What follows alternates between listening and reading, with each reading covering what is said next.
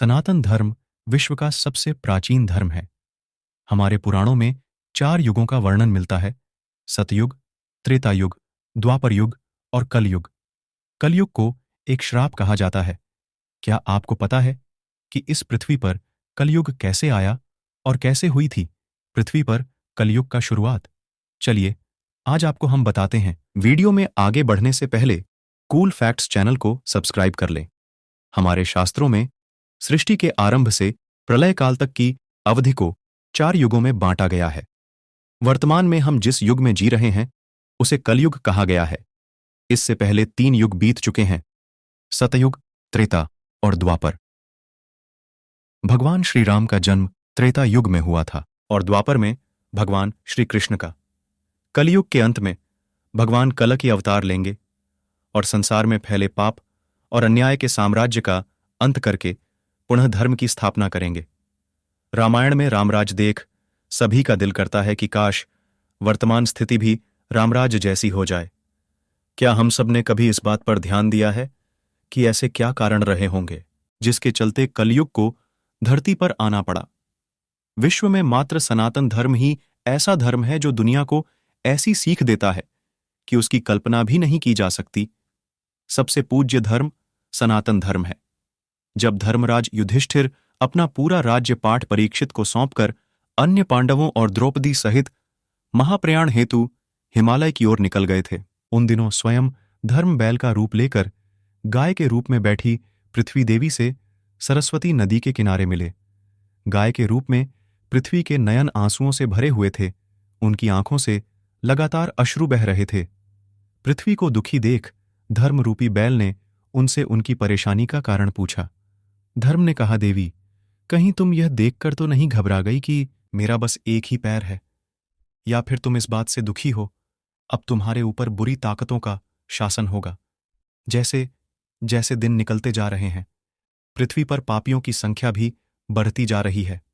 धर्म के सवाल का जवाब देते हुए पृथ्वी देवी बोली, हे धर्म, तुम तो सब कुछ जानते हो, ऐसे में मुझसे मेरे दुखों का कारण पूछने से क्या लाभ? सत्य, मित्रता, त्याग, दया, शास्त्र, विचार, ज्ञान, वैराग्य, ऐश्वर्य, निर्भीकता, कोमलता, धैर्य आदि के स्वामी भगवान श्री कृष्ण के अपने धाम चले जाने की वजह से कलयुग ने मुझ पर कब्जा कर लिया है।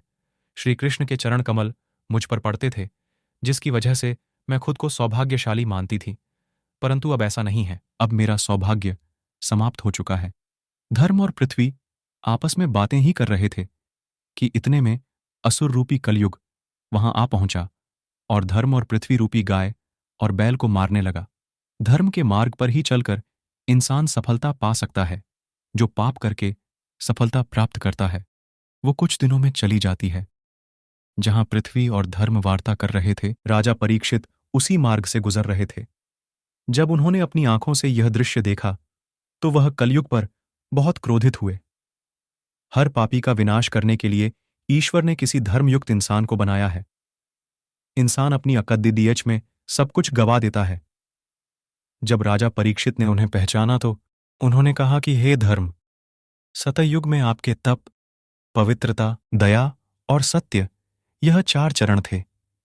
त्रेता युग में 3 चरण ही रह गए, द्वापर में 2 ही रह गया, और अब इस दुष्ट कलयुग के कारण आपका एक ही चरण रह गया है। पृथ्वी देवी इस बात से दुखी है। इतना कहते हुए राजा परीक्षित ने अपनी तलवार निकाली और कलयुग को मारने के लिए आगे बढ़े। राजा परीक्षित का क्रोध देखकर कलयुग थर-थर कांपने लगा। कलयुग अपनी राजश्री वेशभूषा को उतारकर राजा परीक्षित के चरणों में गिर गया और क्षमा याचना करने लगा।